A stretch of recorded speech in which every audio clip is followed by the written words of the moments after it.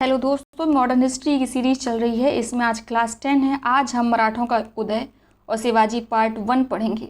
Shivaji part 2 में कल हम इनके उत्तराधिकारियों के बारे में एक क्लास लेके आएंगे। साथ ही अगर आपको ये क्लास अच्छी लगती है तो प्लीज़ वीडियो को लाइक करिएगा, चैनल को सब्सक्राइब करिएगा और अपने मित्रों और सहपाठियों को अवश्य इस चैनल को शेयर करें। इसमें हम हिस्ट्री को एकदम कहानी की तरह पढ़ते हैं ताकि आपको सारे फैक्ट्स याद हो जाएं। और ये जो हिस्ट्री क्लास है रिलेवेंट है यूपी पीसीएस के लिए, यूपी आरओ के लिए, इवन बीईओ की परीक्षा के लिए भी। साथ ही यूपी SSS या जो यूपी पुलिस का पेपर होता है उसमें भी हिस्ट्री के इस पार्ट से, मॉडर्न हिस्ट्री पार्ट से बहुत ज़्यादा प्रश्न पूछे जाते हैं। चलिए फिर हम शुरू करते हैं क्लास को। अगर हम मराठाओं की बात बोलें तो ऐसा कहा जाता है कि अंग्रेज़ों ने जो भारत है वो मुग़ल साम्राज्य से नहीं बल्कि मराठों से प्राप्त किया था।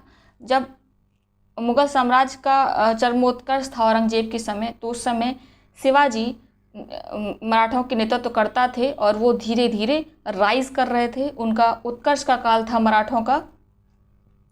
इनके उदय के बारे में भिन्न भिन्न मत हैं। कुछ इतिहासकार बोलते हैं कि मराठा शब्द की उत्पत्ति राठा से हुई है, जिसका अर्थ दिग्विजय या विजय है। जबकि एक ग्रांड डफ हैं, वो कहते हैं कि इनका उदय कोई सोची समझी प्रक्रिया नहीं थी बल्कि अचानक हुआ था। कुछ इतिहासकार कहते हैं कि महाराष्ट्र की जो भौगोलिक परिस्थितियां हैं, ऊबड़ खाबड़ ज़मीन है, जलवायु शुष्क है, उस कारण ये दृढ़ निश्चयी और लड़ाकू बने। साथ ही औरंगजेब की नीतियां थी जो हिंदू विरोधी थी और जिसके परिणाम स्वरूप हिंदू जागरण आया, भक्ति आंदोलन आया और एक धार्मिक आंदोलन के रूप में मराठाओं की उत्पत्ति हुई। ऐसा इसलिए भी कहते हैं क्योंकि शिवाजी ने हिंदू पातशाही को अंगीकार किया था, गाय ब्राह्मणों की रक्षा की शपथ ली थी और हिंदू धर्मोद्धारक विरुद्ध की उपाधि धारण की थी। ठीक है, इससे एक आपको बैकग्राउंड क्लियर हो रहा होगा। साथ में अगर हम बात करें कि मराठों का प्रारंभिक इतिहास क्या था, क्या ये शिवाजी से ही शुरू होता है, तो ऐसा बिल्कुल नहीं है। शिवाजी के पहले और वंश थे। अगर हम इनके पूर्वजों की बात करें तो ये मेवाड़ के सिसोदिया वंश से थे और जिस समय अलाउद्दीन खिलजी लगभग 1303 में मेवाड़ पर आक्रमण करते हैं, उस समय सज्जन सिंह महाराज चले आए और इनके जो वंशज थे वो सारे भोसले कहलाए। ठीक है, सज्जन सिंह के वंशज भोसले कहलाए। तो सज्जन सिंह के बाद शिवाजी 5वीं पीढ़ी के व्यक्ति थे, तो इसको याद रखिएगा ध्यान से। ठीक है, ये किस वंश के हैं असली में? सिसोदिया वंश के। मेवाड़ के जो शासक थे ना सिसोदिया वंश, उससे। सिसोदिया आप जानते हैं अपने शौर्य और पराक्रम के लिए प्रसिद्ध हैं इतिहास में। तो चलिए हम पढ़ते हैं शिवाजी के बारे में। शिवाजी का जन्म आपको बहुत अच्छे से पता होगा, बहुत बार पूछा जाता है पेपर में। इनका जन्म कब हुआ था? 20 अप्रैल, पेन ले लेते हैं, 20 अप्रैल 1627 ईस्वी में इनका जन्म होता है। इनका जन्म किस स्थान पर होता है? तो पूना के उत्तर में स्थित जुन्नार नगर के समीप एक शिवनेर की पहाड़ी है, वहाँ पे शिवनेरी देवी का मंदिर है। उन्हीं के नाम पर इनका नाम शिवाजी रखा गया। ठीक है, इनकी माता का नाम जीजाबाई था, ये मेंशन नहीं है, याद रखिएगा, ये भी पूछा जाता है इनकी माता का नाम क्या था। इनकी माता का नाम जीजाबाई था। ये देवगिरी के महान जागीरदार लखूजी जाधव राव की पुत्री थी। इनके पिताजी भोसले जो हैं वो अहमदनगर और जो बीजापुर में राजनीतिक संघर्ष चल रहा था, इनका बहुत अहम रोल था। साथ में बीजापुर के सुल्तान के यहाँ कार्यरत थे। शाहजी भोसले इनके पिता हैं। ओके, और अगर बात करें तो जब शिवाजी छोटे थे 10 वर्ष की अवस्था में, इनके पिता ने, शाहजी भोसले ने 10 वर्ष की अवस्था में इन्हें पूना भेज दिया था। शाहजी भोसले ने अपने परम भक्त दादाजी कोंडदेव के संरक्षण में शिवाजी को छोड़ दिया था। इनकी माता भी उस समय इनके साथ रह रही थी, इनकी देखरेख करती थी। ठीक है, साथ ही वो पूना सूपा की जागीर की भी देखरेख करती थी। जीजाबाई परम भक्त और पतिव्रता स्त्री थी। अपने पुत्र शिवाजी के चरित्र निर्माण उनका बहुत महत्वपूर्ण योगदान है। वे अपने पुत्र को बालकाल से ही जो रामायण है, महाभारत है, अन्य प्राचीन काल के जो हिंदू वीर हैं उनकी कहानियाँ, कथाएँ सुनाया करती थी। अपनी जो माता थी उनकी जीजाबाई, उन्होंने अपने जीवन और शिक्षा के द्वारा अपने पुत्र के अंदर 3 पवित्र वस्तुएं जो हैं इनके अकॉर्डिंग, ब्राह्मण, गाय, धर्म, इसकी रक्षा के लिए प्रेरित किया। साथ ही अगर इनके जीवन पर प्रभाव की बात करें तो दादाजी कोंडदेव का भी बड़ा महत्वपूर्ण प्रभाव रहा। कोंडदेव जी ने हमेशा इनको पुत्रवत प्रेम दिया, इनको घुड़सवारी सिखाई, तलवार चलाना सिखाया तथा शासन कला में निपुण बनाया। एक धार्मिक संत थे समर्थ गुरु रामदास, इनका भी बड़ा प्रभाव रहा। तो याद रखिएगा समर्थ गुरु रामदास, ठीक है, समर्थ गुरु रामदास, इनका बड़ा प्रभाव रहा। उसके बाद 12 वर्ष की आयु में इनको इनके पिता पूना की जागीरदार इनको दे देते हैं। जो इसके पहले कौन देख रेख कर रहा था, इनकी माता, ठीक है। शिवाजी ने अपना प्रथम अभियान बीजापुर के आदिल शाही राज के विरुद्ध किया। इसको याद रखिएगा, ये कई बार पूछा गया है कि प्रथम अभियान किसके खिलाफ किया। साथ ही पहला किला कौन सा जीता, तो 1643 में सिंहगढ़ का किला जीता। बात करते हैं बीजापुर की। तो बीजापुर में राजनीतिक अस्थिरता चल रही थी। तो इस समय जो मुग़ल साम्राज्य के गवर्नर थे औरंगजेब, मुग़ल सम्राट इस समय शाहजहाँ थे और दक्कन में गवर्नरी किसको मिली हुई थी, औरंगजेब को। वो भी बीजापुर को जीतना चाहते थे। कहीं ना कहीं शिवाजी की आंख भी बीजापुर की तरफ थी। तो 1657 में औरंगजेब और शिवाजी का संघर्ष भी होता है। ये शिवाजी और मुग़लों की प्रथम मुठभेड़ होती है। इस समय एक अफजल खां से संघर्ष होता है शिवाजी का, जो इतिहास में बहुत प्रसिद्ध है। 1659 में होता है। इसको हम पढ़े थे अभी, पेन ले लेते हैं। जब 1656 में बीजापुर के नवाब मोहम्मद आदिल शाह की मृत्यु हो जाती है, तो 18 वर्षीय पुत्र उनका गद्दी पे बैठता है। जो दक्षिण के तत्कालीन राज्यपाल, मैंने अभी आपको बताया, औरंगजेब थे। वो सोचते हैं यह अवसर शुभ है, क्यों ना हम इस अवसर पे आक्रमण करके बीजापुर को जीत लें। तो 1757 में मीर जुमला की सहायता से वो जीत भी लेते हैं बीदर को, कल्याणी को, पुरंदर के किलों को। किंतु इसी समय क्या होता है, जो मुग़ल सम्राट शाहजहाँ होते हैं वो बीमार पड़ जाते हैं। तो औरंगजेब को लगता है कि अब हमें उत्तर की तरफ रवाना हो जाना चाहिए, उत्तराधिकार का युद्ध अब प्रारंभ हो चुका है। तो औरंगजेब वापस चले जाते हैं। अब बीजापुर को संभलने का एक समय मिल गया। बीजापुर को लगता है कि अब जो बड़ा खतरा था मुग़ल शासक या मुग़ल सम्राट औरंगजेब, वो तो यहाँ से लौट गए हैं। अब हमें किससे लड़ना है, केवल और केवल शिवाजी से। उनका एक ही प्रमुख शत्रु बचा है। तो जो बीजापुर के सुल्तान होते हैं वो अपनी सारी शक्ति बटोरते हैं और अपने जो प्रथम श्रेणी का एक सरदार होता है अब्दुल्ला भटारी और अफजल खां, उसको शिवाजी को दबाने के लिए नियुक्त करते हैं। अफजल खां ने इसके लिए बड़ी सेखी बजाई थी। उनका कथन बड़ा प्रसिद्ध है कि मैं अपने घोड़े से उतरे बिना ही शिवाजी को हथकड़ी डालकर गिरफ्तार कर लाऊंगा, ठीक है। तो 1659 ईस्वी में बीजापुर राज्य ने अपने सेनापति अफजल खां को शिवाजी को कैद करने, मार डालने के लिए भेजा। सेनापति क्या करते हैं, अफजल खां एक दूत को भेजते हैं, किसके पास, शिवाजी के पास। दूत का नाम होता है कृष्णजी भास्कर। बोलते हैं कि कृष्णजी भास्कर जाते हैं और बोलते हैं कि आपसे अफजल खां प्रतापगढ़ के जंगलों में मिलना चाहते हैं। तो शिवाजी भी अपने दूत को भेजते हैं गोपीनाथ को कि पता करके आओ कि आखिरकार अफजल खां के दिमाग में चल क्या रहा है। गोपीनाथ वापस आते हैं, बताते हैं कि वो आपकी गिरफ्तारी की योजना बना रहा है। शिवाजी बिल्कुल संभल जाते हैं, होशियारी से काम लेते हैं। वो समझ जाते हैं कि ये व्यक्ति धूर्त है, इसकी धूर्तता का जवाब मुझे धूर्तता से ही देना है। दो उनके सेनापति होते हैं, मोरे पिंगले और नेताजी पालकर, ठीक है। इनके नेतृत्व में क्या करते हैं, जो प्रतापगढ़ के जंगल हैं उन जंगलों में मराठा सेना को छुपा देते हैं। उधर अफजल खां ने पहले ही अपनी सेनाओं को प्रतापगढ़ के जंगलों में छिपा रखा था, ठीक है। तो अफजल खां सेना सहित आते हैं और उसको छुपा देते हैं जंगलों में। साथ में 2 शस्त्रधारी सेवकों को भी लेके आते हैं पांडाल में, जिस पांडाल में वेट कर रहे थे शिवाजी उनसे मिलने के लिए। इनके पास एक प्रख्यात, अफजल खां के पास एक प्रख्यात तलवारबाज है सैयद बांदा। इसको याद रखिएगा, ये लिखा हुआ है सैयद बांदा, ठीक है, सैयद बांदा, ठीक है। और इनका शिवाजी का कौन होता है अंगरक्षक, जीव महल होते हैं और शंभूजी कावजी होते हैं। तो जैसे ही शिवाजी क्या करते हैं, इनका इंतजार कर रहे होते हैं अफजल खां का। अफजल खां आते हैं इनसे मिलने के लिए और गले मिलने के लिए आगे बढ़ते हैं। तो वो ये कटार लिए रहते हैं अफजल खां। शिवाजी ने भी तैयारी पूरी कर रखी थी। उन्होंने एक फौलादी बघनक पहन रखा था और क्या करते हैं, जैसे ही वो गले लगते हैं वो शिवाजी उनको कटार से उनका धड़ से अलग कर देते हैं।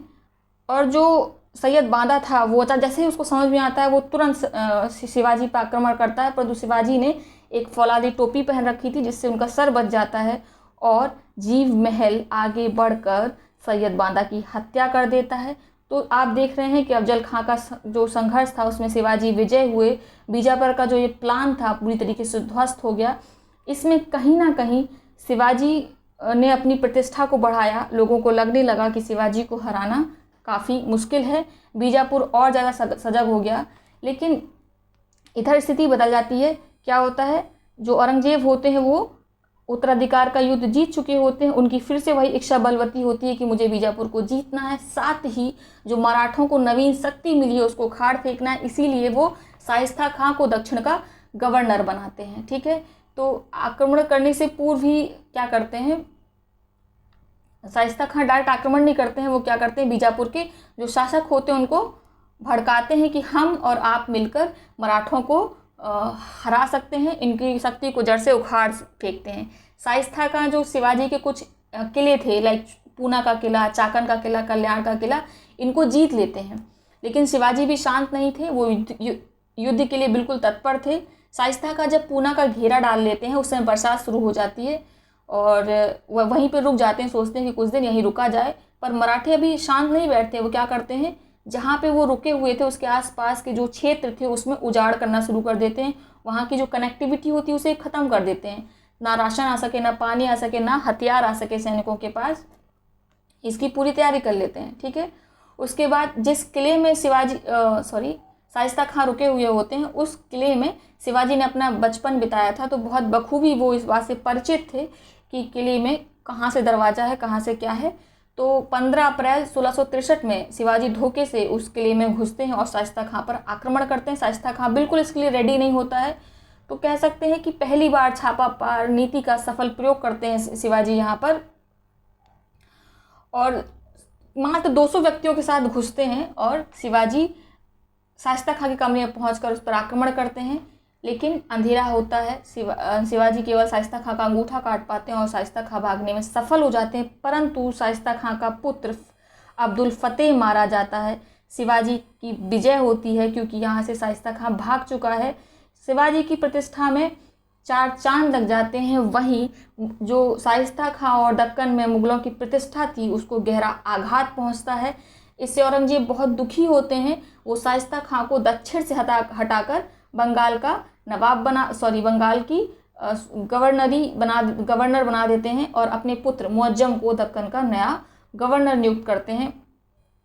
उसके बाद होती है सूरत की प्रथम लूट, जो इतिहास में बहुत प्रसिद्ध है। इसको याद रखिएगा, कब होती है ये, 8 जनवरी 1664 को। इस समय शिवाजी को बहुत आवश्यकता होती है धन की, तो शिवाजी देश में सबसे समृद्धशाली बंदरगाह सूरत होता है उस पर आक्रमण करने का विचार करते हैं। शिवाजी दक्षिण की ओर प्रस्थान करते हैं, वो घोषणा करते हैं कि मैं दक्षिण की तरफ आक्रमण करूंगा, ऐसी वो घोषणा दिखावटी करते हैं। लेकिन वो जाते किस तरफ है, महाराष्ट्र से भाई गुजरात तो उत्तर में पड़ेगा ना, तो वो जाते उत्तर की तरफ है, सूरत की तरफ है, लेकिन घोषणा क्या करते हैं कि मैं दक्षिण की तरफ जा रहा हूँ। इससे जो औरंगजेब हैं या जो बीजापुर के शासक हैं, जो दक्षिण के शासक हैं, वो तो सजग हो जाते हैं, किंतु सूरत में ऐसा उनका कोई प्लान ही नहीं होता है, उन्हें लगता ही नहीं कि उत्तर की तरफ आक्रमण करेंगे। और 8 जनवरी 1664 को वो सूरत पे आक्रमण करते हैं। इस समय यहाँ का गवर्नर इनायत खां होता है, इसको याद रखिएगा, इनायत खां। ये भाग जाते हैं यहाँ से और इस लूट में करीब 1 करोड़ रुपया उनको प्राप्त होता है। ठीक है, तो जैसे औरंगजेब को इस बात का आभास होता है, 19 जनवरी को बिना किसी देरी लगाए को 8 जनवरी को देखिए आक्रमण हुआ, उसके बाद 19 जनवरी को शिवाजी को समाचार मिलता है कि मुगल सेना इसके लिए आ रही है, तो वो तुरंत वहाँ से भाग जाते हैं। अच्छा, जो सेना मुगल सेना आ रही थी वो किस सेना नायक के अंडर नेतृत्व में आ रही थी, तो मिर्जा राजा जय सिंह जो मेवाड़ के शासक हैं उनके नेतृत्व में आती है, और इन्हीं को, मिर्जा राजा जय सिंह को औरंगजेब ने दक्षिण का नया गवर्नर नियुक्त किया था। ठीक है, तो जो मिर्जा राजा जय सिंह होते हैं कहीं ना कहीं इनको घेरने में सफल हो जाते हैं और दोनों के बीच में पुरंदर की संधि होती है। शिवाजी को समझ आ जाता है कि अब संधि करने में ही भलाई है और संधि करने के लिए बाध्य होते हैं। इस समय एक विदेशी यात्री मनुची होता है, वो उपस्थित होता है। याद रखिएगा कि कब, लगभग 7वीं शताब्दी में विदेशी यात्री मनुची आया था जो पुरंदर संधि की बातचीत के समय उपस्थित था। तो पुरंदर की संधि कब होती है, 22 जून 1665 ईस्वी को। इसमें 2 लोग होते हैं संधि करने के लिए। बहुत बार प्रश्न पूछा गया है। जय सिंह, मिर्जा राजा जय सिंह आमेर के शासक होते हैं, ये दक्षिण के गवर्नर नियुक्त होते हैं किसके द्वारा, औरंगजेब के द्वारा, और दूसरी ओर होते हैं शिवाजी। इसकी जो प्रमुख अगर हम शर्तें करें तो क्या थी कि शिवाजी के जो 35 किले जो उनके पास थे उसमें से 23 किले उन्हें मुगलों को सौंपने पड़ते हैं, उनके पास केवल 12 किले रह जाते हैं। ठीक है, साथ ही जो शिवाजी मुगलों की तरफ से जो बीजापुर के विरुद्ध मुगलों की सहायता और सेवा करेंगे, पुत्र संभाजी सहित मुगलिया तख्त की सेवा को राजभक्त बने रहेंगे। तो इधर संभाजी को उन्हें मुगलों के यहाँ बंधक के रूप में रखना पड़ता है, साथ ही ये वचन देना पड़ता है कि बीजापुर में कभी भी अगर मुगल आक्रमण करेंगे तो शिवाजी उसमें मदद करेंगे। ठीक है, शिवाजी को मुगल दरबार में निजी उपस्थिति से बरी कर दिया गया, किंतु उनके पुत्र संभाजी को 5000 मनसब के साथ मुगल सम्राट की सेवा करनी होगी, ऐसी शर्त रखी। ठीक है, तो एक बंधक के रूप में हम कह सकते हैं उनके पुत्र को मुगल दरबार में रख लिया गया। क्या होता है, यहाँ पे जयसिंह अनुरोध करते हैं शिवाजी से कि आप आगरा चलिए और आपका आगरा में बड़ा सम्मान होगा, आपसे एक बार औरंगजेब मिलना चाहते हैं। जयसिंह बड़े परिश्रम के बाद शिवाजी को विश्वास दिला पाते हैं कि आपको आगरा में अच्छा सम्मान होगा, तो शिवाजी मान जाते हैं। ठीक है, तो लगभग 16 मार्च 1666 को वो आगरा दरबार पहुंचते हैं, परंतु वहाँ पे क्या होता है, उनका वैसा सम्मान नहीं होता जैसा शिवाजी ने सोच रखा था। उन्हें 5000 मनसबदारों की पंक्ति में खड़ा कर दिया जाता है, जिससे शिवाजी नाराज होते हैं और औरंगजेब के दिमाग में क्या चल रहा होता है कि ये सही समय है, इसको क्या कर लिया जाए, पकड़ लिया जाए, इसकी हत्या करा दिया जाए। इसीलिए शिवाजी को पकड़कर जयपुर महल में बंदी बना लिया जाता है। किंतु जो इनका सौतेला भाई होता है हिरोजी फरजंद, वो बिल्कुल इनका हमशक्ल होता है। जब ये जयपुर के महल में बंदी होते हैं तो इनकी जो निगरानी राम सिंह नामक व्यक्ति कर रहा था, उसकी मदद से और अपने सौतेले भाई हिरोजी फरजंद की मदद से जयपुर के किले से भागने में सफल होते हैं। याद रखिएगा, शिवाजी किस किले में बंदी बनाकर रखे गए थे, जयपुर किले में। इनके भाई हिरोजी फरजंद इनकी जगह महल में रुक जाते हैं। ये एक उत्सव होता है, मिठाई की टोकरी में बैठकर जयपुर महल से बाहर निकल आते हैं। औरंगजेब को शिवाजी के भागने का बहुत दुख रहता है, इवन आजीवन दुख रहता है। ठीक है, उन्हें लगता है कि जयसिंह ने भी कहीं ना कहीं लापरवाही की है। साथ ही जो जिसको ये निवास स्थान की जयपुर किले की देख रेख करने की जिम्मेदारी मिलती है, यानी राम सिंह को, उनसे भी बहुत नाराज होते हैं। ठीक है, जयसिंह को फिर से वो क्या करते हैं, दक्षिण की गवर्नरी से हटा देते हैं और अपने पुत्र मुअज्जम को दोबारा वहाँ का गवर्नर नियुक्त करते हैं।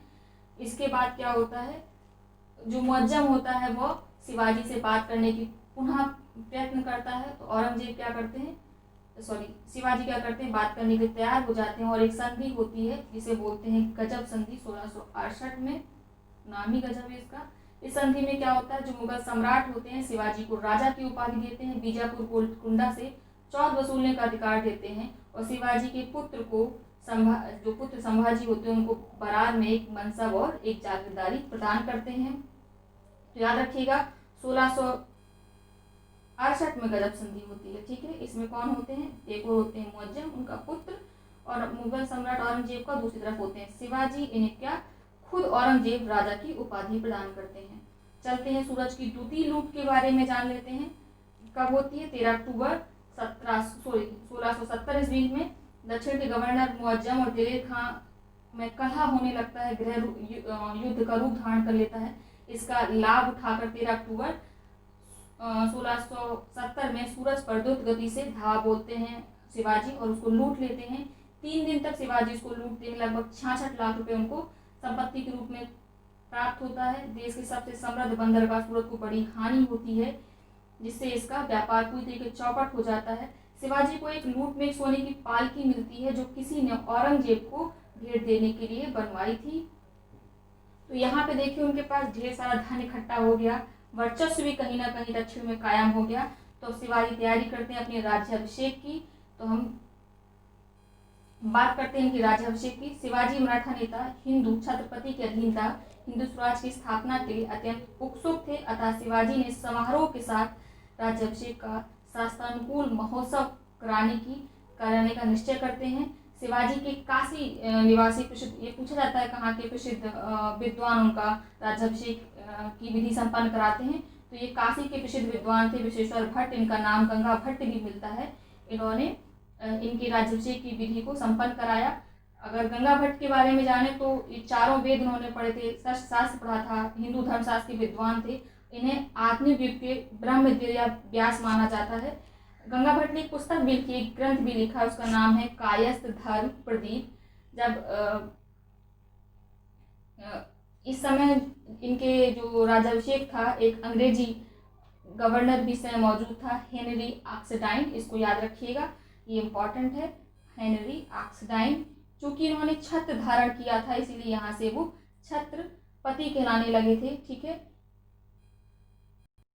तो इनका राज्याभिषेक कहाँ हुआ था? राहगढ़ में हुआ था। ठीक है, कब हुआ था वो आपको डेट याद है ना, 6 जून 1674 में। पहले इनका यौगिक संस्कार होता है, फिर तुलादान होता है, फिर ये पुनर्विवाह करते हैं। पुनर्विवाह इनसे किनसे करते हैं? अपनी पहली पत्नी, इनकी दूसरी पत्नी जो सोयराबाई होती है, जिससे विवाह कर चुके थे, इस समय पे ये पुनः विवाह करते हैं और सोयराबाई को राजमहसी की उपाधि से सुशोभित करते हैं।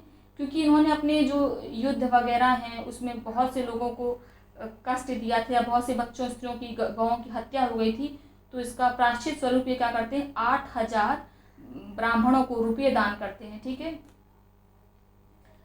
उसके बाद क्या होता है? इनकी माता की मृत्यु हो जाती है 24 सितंबर में इनकी माता की मृत्यु होती है, और बहुत सी ऐसी विपत्तियां शिवाजी पर आने लगती हैं। परिणाम स्वरूप शिवाजी को परेशानी होती है। तो उस समय एक निश्चलपुरी गोस्वामी, एक प्रसिद्ध तांत्रिक होते हैं, ठीक है, ये शिवाजी के पुरोहित होते हैं, ये ऑफ़र देते हैं कि आप क्या करिए, दोबारा से अपना राज्याभिषेक कराइए। तो इसीलिए 24 सितंबर 1674 को निश्चल गोस्वामी की सलाह मानकर दोबारा अपना राज्याभिषेक कराते हैं। तो इसको याद रखिएगा, शिवाजी के 2 राज्याभिषेक हुए हैं। ठीक है, सेम ही ईयर में हुए हैं लेकिन मंथ अलग अलग हैं। दोनों ही क्या हुए हैं? 1674 में हुए हैं। ठीक है, एक 6 जून को हो रहा है, दूसरा 24 सितंबर को हो रहा है। उसके बाद बात करते हैं शिवाजी के आखिरी अभियान के बारे में। तो शिवाजी का आखिरी अभियान कर्नाटक अभियान था, जो 1677 ईस्वी में